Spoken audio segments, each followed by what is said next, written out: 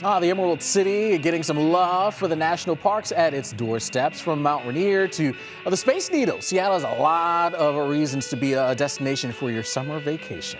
But it is Olympic National Park that has earned the gold medal from one of our country's top documentary teams, checking out the U.S.'s hot spots for families. It came out on top of the country's 63 national parks. Our old friends of the show, Jim and Will Pattiz here from More Than Just Parks, joins us to break down their list. Thanks so much for joining us, guys. We certainly appreciate it. Jim, we'll start with you and ask, why should Olympic National Park really be here at the top of that list? Yeah, thanks for having us. I mean, we here at More Than Just Parks, we put a lot of time and consideration into kind of ranking all these parks, and we really came away sure that Olympic was the best park out there right now.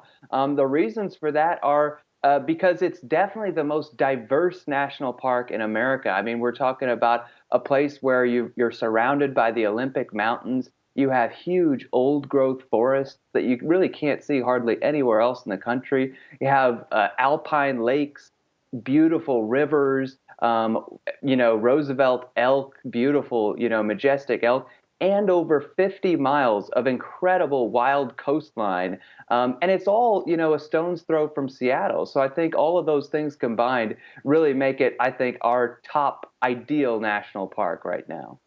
Yeah, we're seeing images and it's just absolutely gorgeous. Now, Will, you have 5 criteria when you come to kind of judging these parks. How should we use those criteria when we're deciding on where we want to go?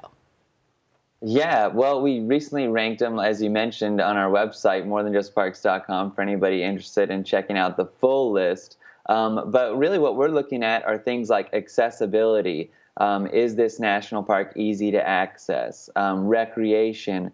What kind of recreation opportunities exist in the park? Crowds. This was a big one for us this year, as we've seen a lot of overcrowding in national parks. How crowded is in the national park? Amenities, what sort of facilities do they have there? And then good old-fashioned scenery.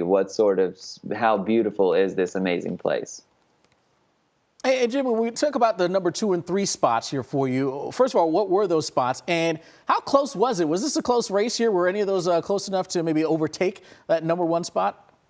Yeah, it's a good question. So number 2 and number 3, we had Grand Teton National Park in Wyoming clocked in at number 2, which I know is your fellow meteorologist Reynolds Wolf's favorite national park. He always likes to tell us about that.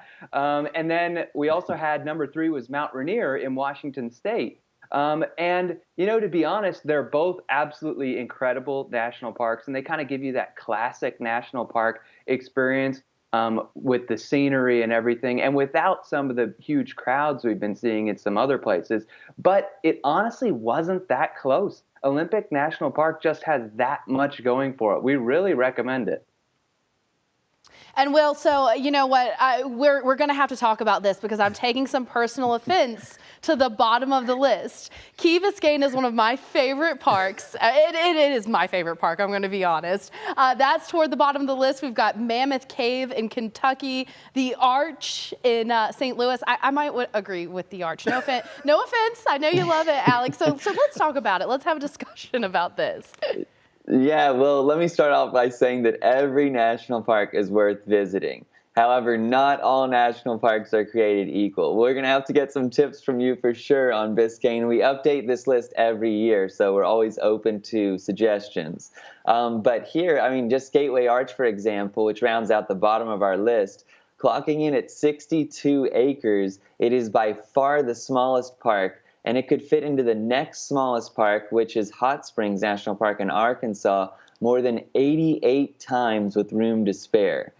We feel like perhaps a national monument or a national historic park might be a more fitting designation. Well, that makes sense. All right. Well, we're talking semantics here, but yes. I get that. I like it. Well, guys, Jim, Will, Pattiz, we certainly appreciate you guys here giving us the list here. And there's so many to choose from. And as you mentioned, all these parks would be great to visit. And certainly I've put a number of them on my list as well. And I'm sure we'll chat with you in the days and weeks and months and years ahead, hopefully. About Key Biscayne. For sure. Right.